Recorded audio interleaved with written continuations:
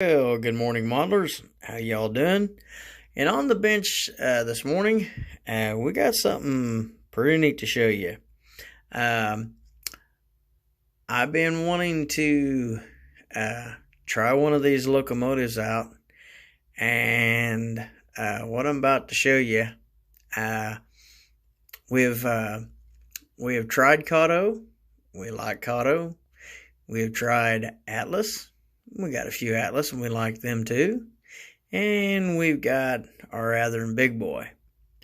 But this is a locomotive that I've been wanting to try for a while now.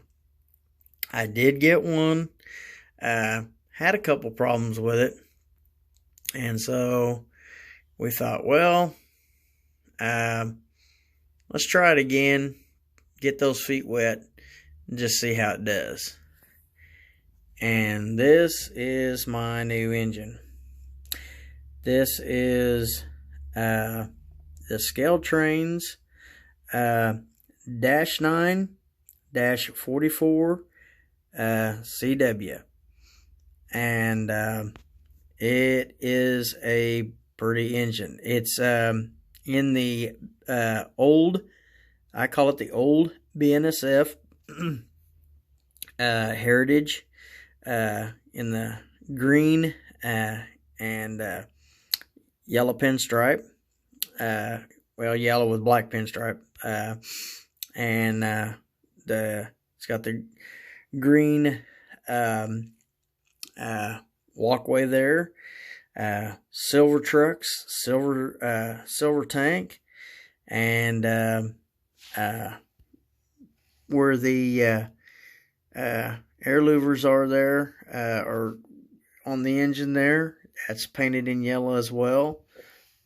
And the attention to detail on this engine is really nice. I like the sunshades on there. We'll turn the model this way here so you can see the front of the model. And there is the Conrail quality door that's on this engine. That was something that back in the day, I assume BNSF had a door that had issues, so they got this door here. We'll have to look it up and see what the story is on that, but it kind of adds to some uniqueness to the locomotive. One thing I like about like Scaletrains does is the chrome around the headlights there. The number boards show up really well, and we will zoom in so you guys can see all the grab irons and that on the engine. You can see them really well. A little bit of the paint is missing on the top grab iron, but we don't mind that too well. Makes it look like a real engine. Even the Conrail has a little bit of paint missing there, so that kind of makes it look real. We can do some we can get some paint there and do some touch up if we need to, but makes it kind of look real. We was working on the locomotive, and we had one of the ditch lights, the plastic was sticking out a little bit on it, and we made some adjustments there. Down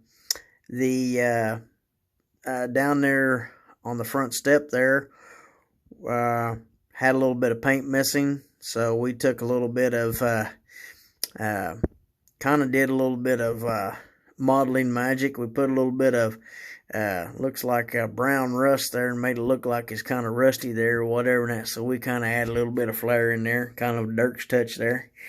And so we kind of, touched the model up, made it look kind of unique in my own there a little bit. But we like the way the cut levers are on there. The way that's painted above the plow there, that is pretty sharp. And going to this side of the model here, you can see how they got two GE decals right next to each other on the engine. I think that was pointed out by Mr. Ron Marsh. I think he did a review. He did a review on this engine and on another BNSF Heritage engine, or an engine that had a different body style added into it. It was had some work. It looked like it had some work done onto it. I think they called it Frankenstein, is what they called it, or something like that. Really, really, really sharp. But going over here to the to where you can see the tanks here, and you can see the way they did the detailing on the tanks there is really, really cool. How they done the brake lines and stuff like that above the trucks there is really, really sharp. These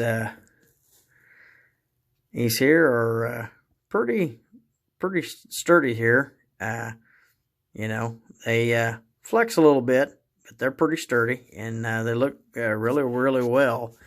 That might be some thin metal that they use. I know on Athearn, on the big boy, they use that thin metal, and it really, really makes the engine stand out there. I like how this engine, how they do the exhaust. The exhaust is kind of pitched forward just a little bit, and that looks pretty sharp. Going to the rear of the engine here, on the 4560, you can see the hoses and that, and then you can also see, we'll give a little bit of a light down there. You can see the coupler replacements there. You can see them on the either side of the hoses there, and then you can see the hose hanging down there that hooks up into the equipment. That makes that kind of really sharp little additive there. And you can see all the detail on the engine right there. And where it says Santa Fe, you can see that, you can see that really, really good. See if we can zoom that in there. It says Burlington Northern Santa Fe right there. And pretty neat detail on this engine. It's done pretty well on here. Like I say, there's some places here that there's some paint missing, but kind of makes the uniqueness to the engine. I think that's pretty sharp here. And so what we're going to do here in the next video is we're going to run the engine down the track here and let you guys see it run down the track. This is kind of neat too. Look how they did the I'll turn this here just a little bit again. How they did the steps there, or the grab irons. They're orange, and then that top grab iron is in green. That is pretty sharp.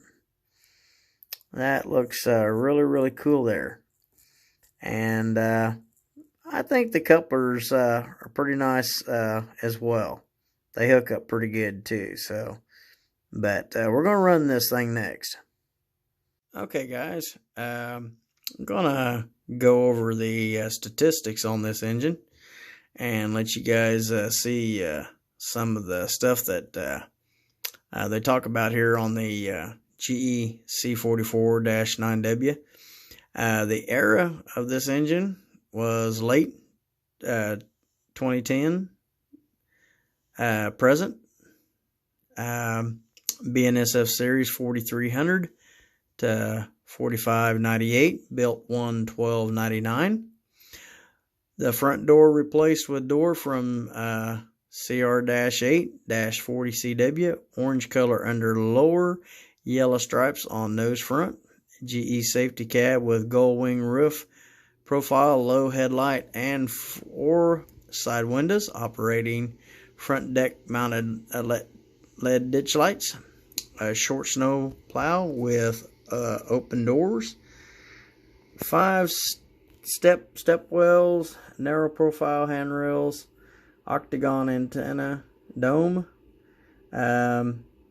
Motive Equipment Inc. ME 7000 HVAC unit, late angle engine cab profile with trifold power assembly access doors, late non-flanged exhaust stack housing, high mounted rear sand filler, early lifting lugs on end of radiator wings, separate air tanks with lower mounting brackets, fuel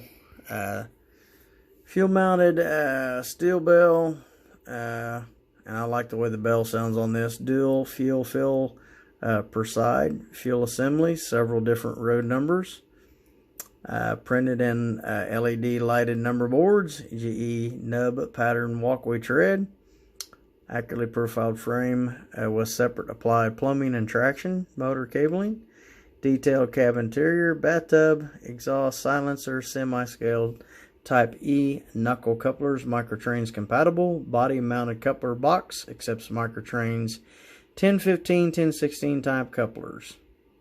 And then it says over here, just like Rivet counter modelers, our Rivet counter line strives to recreate the most accurate detail models imaginable. Each road name is researched using resources as real builder drawings, countless photographs, field measurements, and more. Rivet counter models feature numerous factory applied parts, including road name and road number specific detail whenever possible, with this much attention to accuracy and detail. So, pretty sharp. And so, with that, we will get the locomotive on the track and let you guys hear what she sounds like. So let me pause this and we will put her on the track. Okay, we got her on the track here. Let's turn the lights on here so you guys can see the lights. There's a headlight. See if we can do this where you guys can see the lights there. And I think the number board lights are on as well. I think they come on by themselves, it looks like. I didn't know if they came on with the other lights or not, but I think they do. They look pretty nice. There's the main light there. Now we're going to start her up.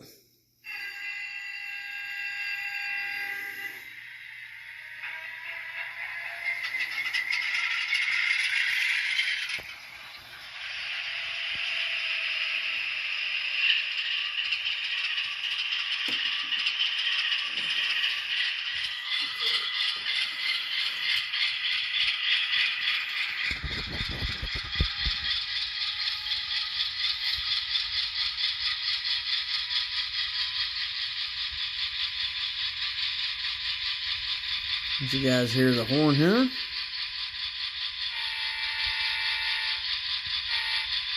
here's the bell, and I like this bell. It's an air bell that they have on there, and I really like the air bell, the way it sounds.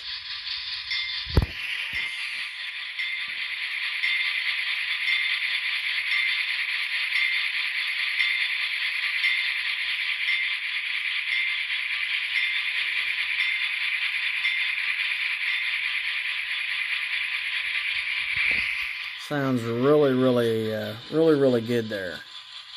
And with the press of F6 here, there's the ditch lights.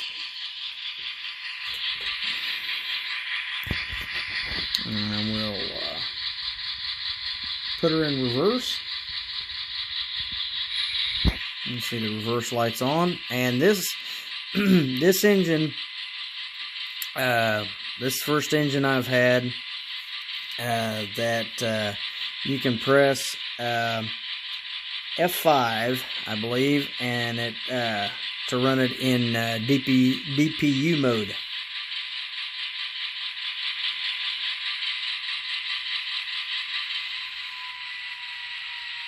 See if we can hook up to our Scaletrains auto rack here.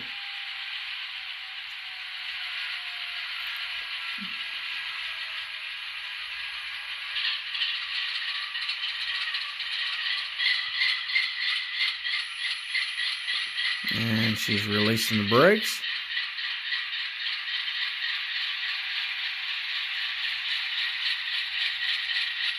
Make sure she gets...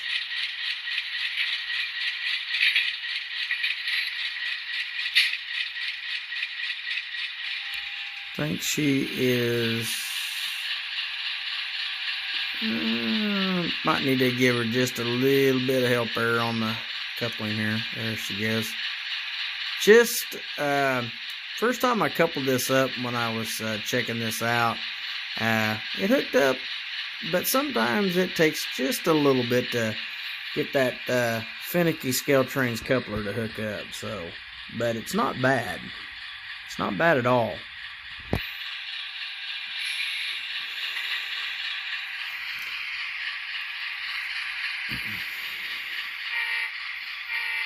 Okay.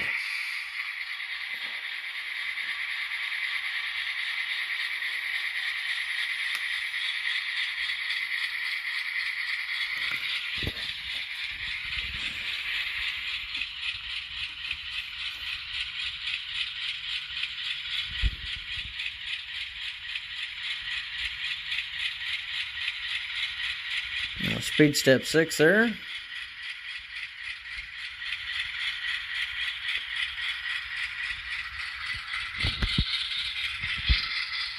Speed step 8, and this is at 128 speed steps. I kind of like it to where it kind of goes slow. I don't like that fast takeoff on 28 speed steps, so I keep it at 128.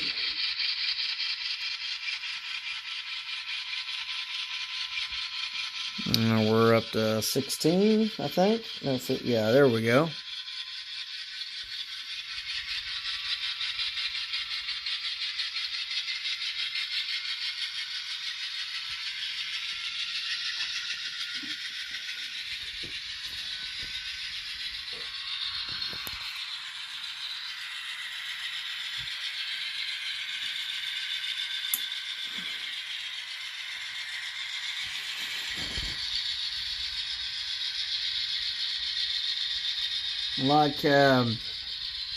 Like how when the engine is, we got a slight incline on this layout here, on my layout, and I like hearing that pull from the locomotive. I think the decoder that it has in this, the lock sound decoder it has in this, you can kind of tell when it's pulling. It's got a really good sound to it.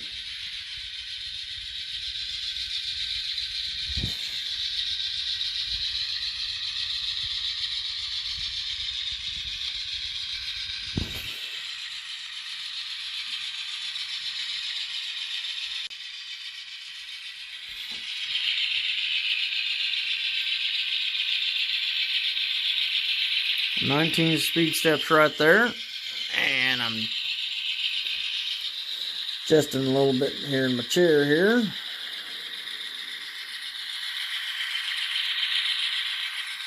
Another, when I got my engineer, another car that I purchased yesterday at the train show was that Union Pacific UPFE 23043, and we'll talk about that here shortly.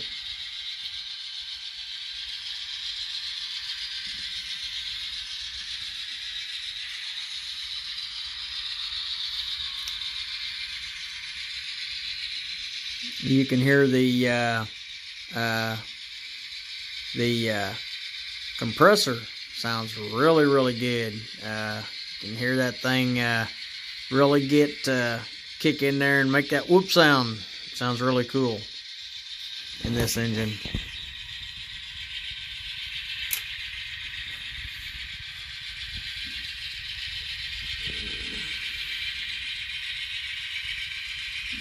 We'll go on the passing siding here.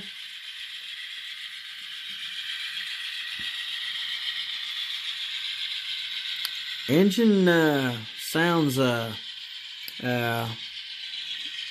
pretty good. Pretty quiet. Of course, I know some guys they don't like they don't like or they're getting away from sound, but I'm kind of a sound guy. I kind of like that. I like hearing that sound that comes from the locomotive or whatever, and that, but it can be annoying too if you get, if you're probably with in a room with a bunch of operators and that, it probably can get pretty annoying. So, but it don't do too bad when you're operating by yourself. So, and it's not too overly loud here. So it's kind of enjoyable to listen to.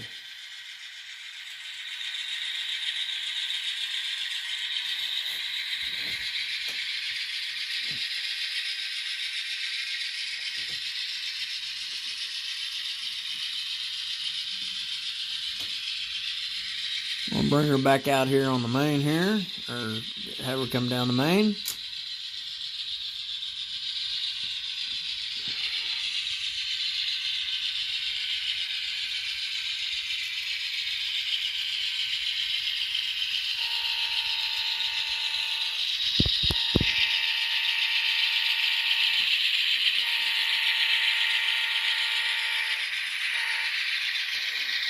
I would prefer my horn to be a little bit louder.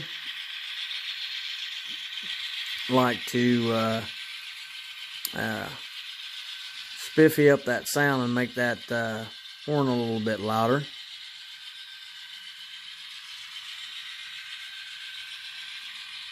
And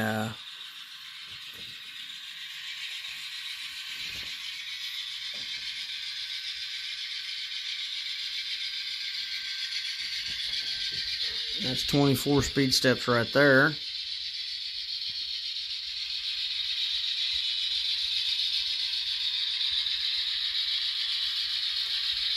You can hear the, sounds like you can hear the compressor kind of kicking in, or making a little bit of a sound there as she's rounding the curves there.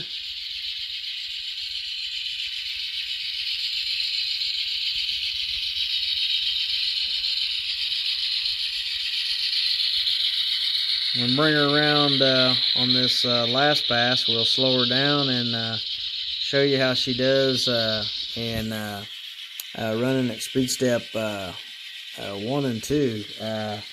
It runs pretty good in running slow.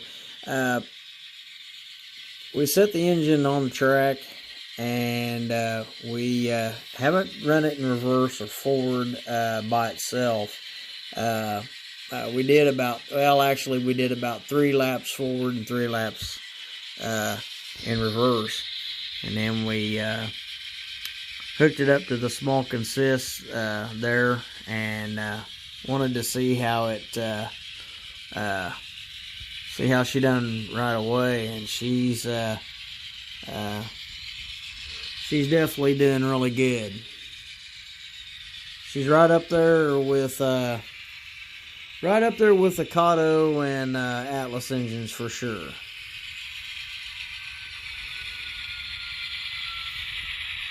I'll slow her down, let you guys hear the brakes there on her. That sounds real good right there.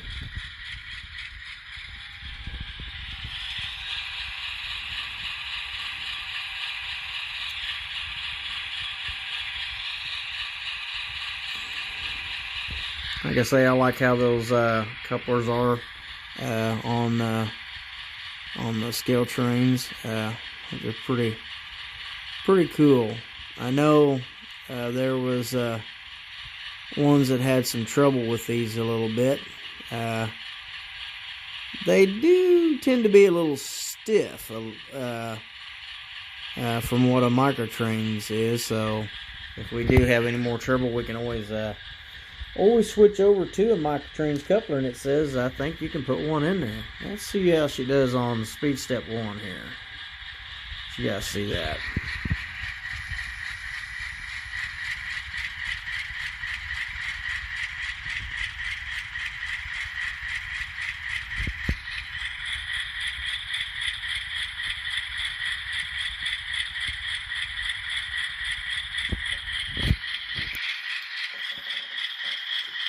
I think the momentum is set pretty good on this. It might be a little high, but I kind of like this very slow creep at 1 speed step. That's I mean, that's just like watching the real thing out there. You know, just barely moving along. I like that a lot. You know, to me, brings the reality of the engine. I mean, that engine ain't, she's not, seem like she's struggling or seem like she's jerking in the gears or anything like that. It's just as smooth as could be.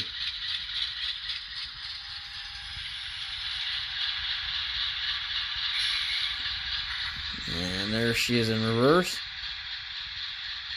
And I'll start at speed step 1. And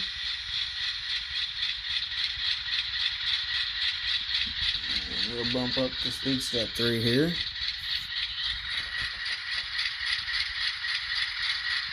Try to keep the camera steady as we can so you can see.